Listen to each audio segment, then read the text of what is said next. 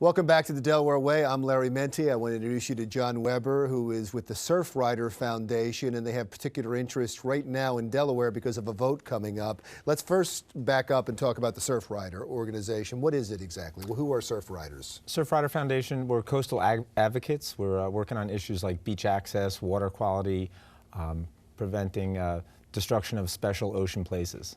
And you're state to state, so you have different state organizations. You have New Jersey, yep. and now you have particular interest in Delaware because of a vote coming up in Rehobeth Beach about an outfall project. What is that exactly? What is outfall? Sure, the Rehobeth Beach, they run a sewage treatment plant, and right now the treated water, the effluent, it goes into the Rehoboth-Lewis Canal, and that leads into Rehobeth Bay, and that's causing pollution problems in the bay. The problem is a judge told them they had to do something with this effluent, and the city came up with the idea of building an ocean outfall pipe. So essentially taking it out of the bay, putting it into the ocean. And we don't think it should be in either place, the bay or the ocean, so we're looking for alternatives. You say it's polluting the bay. The water's not treated?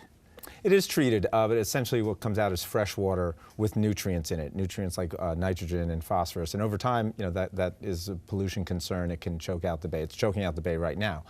Unfortunately, or fortunately, I should say, they are doing upgrades on the plant, and we support that. So the effluent is going to be cleaner, but we still don't think it should go into the ocean afterwards. Now, because of the importance to this, to the community, it's coming up for a vote.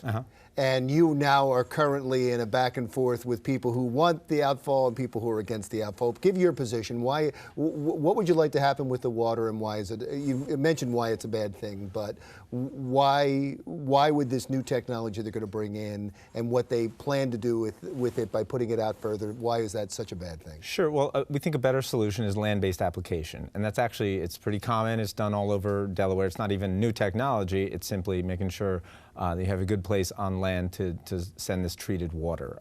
Sometimes it's used for spray irrigation on farmers' crops, and we think that's just a much better alternative, mostly because it doesn't waste the water. You know, sending 3 million gallons a day into the Atlantic Ocean, well, quite frankly, we're never getting that back. So why are you getting resistance? Is it more expensive to do this? Well, the city, the environmental impact statement that their engineering firm made an assumption that they would have to buy all this land to do the land application, and that does seem expensive, so they concluded that it was more expensive, so they went the route of ocean outfall pipe. However, utilities have stated on the record that they have the land, or they would buy the land, to deal with this water. So we think that they haven't properly explore these alternatives of land-based applications so we could keep this thing out of the ocean. And it's not that it's going to be, horribly polluted water coming out of this pipe. That's not what we're saying. But the perception of an ocean outfall pipe just a mile offshore at Rehobeth Beach, that could have an effect on tourism. So now I'll ask this question again, though. Now you've explained that, and that you say that they have the land, and you say it is their preferred method. Then why is there resistance? Who is doing it? Who's fighting you? Yeah, well, the city, they did this environmental impact statement. They're they're probably more like 10 or 15 years invested in the idea of an ocean outfall pipe. So it's kind of hard for them to admit that they're wrong, or it's actually going to be more expensive.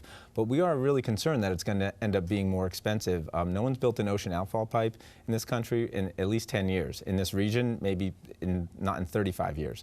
So we think there's going to be some unexpected things happen.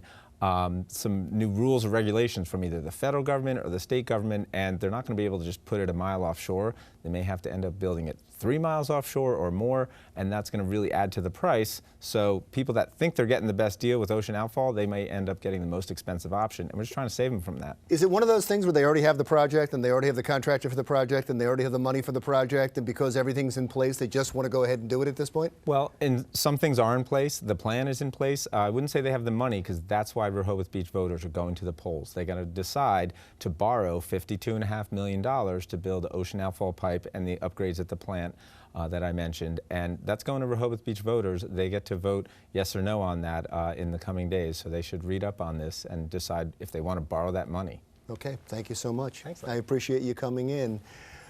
John Weber from the Surfrider Foundation talking about the upcoming vote on, now when is the vote?